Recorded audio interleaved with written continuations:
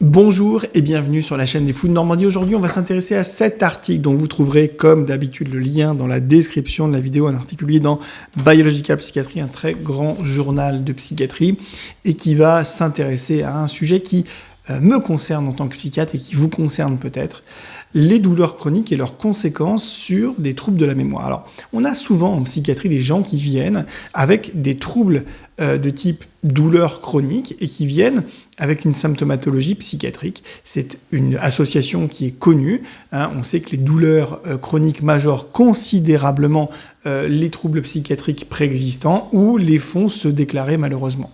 C'est une situation qui est liée au stress, on le sait bien. Tous les facteurs de stress majorent les troubles psychiatriques. C'est quelque chose qui est bien connu avec ce qu'on appelle l'axe hypothalamo-hypophysaire. On n'est pas là pour parler de ça aujourd'hui, mais un des symptômes dont les patients qui ont des douleurs chroniques se plaignent assez fréquemment aussi, eh bien, c'est les troubles de la mémoire.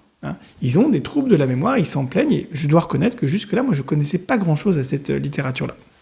Et donc, j'ai été très content de tomber sur cet article de Biological Psychiatry qui va nous permettre de mieux comprendre le lien entre douleurs chroniques et troubles de la mémoire. Alors, c'est un modèle murin, c'est chez l'animal, ils ont pris des souris et ils les ont, malheureusement, je sais que c'est dur à entendre, mais stressés de manière chronique, de manière douloureuse, notamment sur un nerf, le nerf sciatique. Ils ont constaté qu'effectivement, ces souris avaient plus de difficultés dans la mémoire spatiale, donc parce que c'est plus pratique à tester, on va dire, chez la souris. C'est savoir si elle est capable de retrouver son chemin, etc. Ils se sont rendus compte qu'effectivement, du coup, il y avait une association entre cette douleur chronique et cette moindre mémoire spatiale. Ok, ça on sait que c'est le cas aussi chez l'humain. Et puis ils ont du coup essayé de comprendre pourquoi.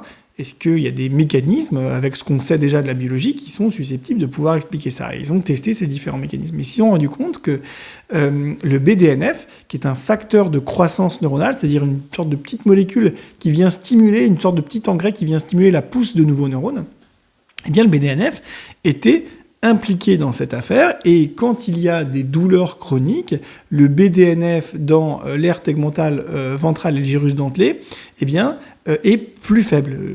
C'est deux zones du cerveau qui sont importantes. Et ce qui a été remarqué aussi, et c'est intéressant, c'est que quand vous stimulez le BDNF avec notamment une molécule que nous, on commence à bien connaître en psychiatrie parce qu'elle est utilisée notamment dans les dépressions un peu réfractaires ou alors dans les dépressions très aiguës avec des idées très suicidaires, qui est la kétamine, une molécule qui va bientôt arriver de manière un peu plus officielle, on va dire, en France. Eh bien, quand vous donnez de la kétamine à ces animaux, eh bien, vous voyez une augmentation du BDNF dans ces zones-là, et cette augmentation du BDNF, elle-même, derrière, elle va améliorer la mémoire spatiale. Voilà. Donc c'est vraiment très intéressant de se rendre compte de ce mécanisme-là. On se rend compte que les douleurs chroniques diminuent un facteur de croissance neuronale dans des aires qui sont importantes, qui sont le gyrus dentelé et l'aire tegmentale ventrale dans le cerveau, d'accord ? Des souris, mais on a les mêmes dans notre cerveau à nous, et qu'en normalisant ce BDNF, eh bien finalement, on normalise la perte de mémoire, en l'occurrence spatiale, mais probablement que c'est vrai pour le reste, mais en tout cas de mémoire spatiale, qui a été induite par cette baisse du BDNF. Donc en augmentant le BDNF, eh bien on retrouve cette mémoire spatiale. Donc voilà un article vraiment très intéressant qui nous permet de mieux comprendre ce lien entre douleur chronique et troubles de la mémoire. Écoutez, j'espère que ça vous aura intéressé. Moi, ça m'a beaucoup intéressé. Je suis vraiment content d'avoir appris quelque chose vraiment dans un domaine que je ne connaissais pas du tout. Si vous êtes intéressé par ce type de vidéo, si vous êtes curieux de savoir comment fonctionne le cerveau en lien avec la psychiatrie, il est temps de se poser la question de s'abonner. Et peut-être même de se dire, je suis un grand malade, je clique sur m'abonner, et si vous êtes vraiment au dernier degré de la folie, vous cliquez sur la petite cloche en plus de l'abonnement. Comme ça, vous êtes notifié des dernières vidéos.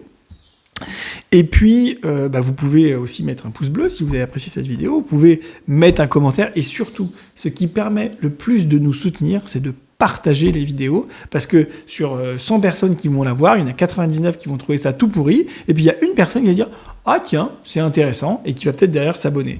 Donc, partagez largement ces vidéos si elles vous intéressent.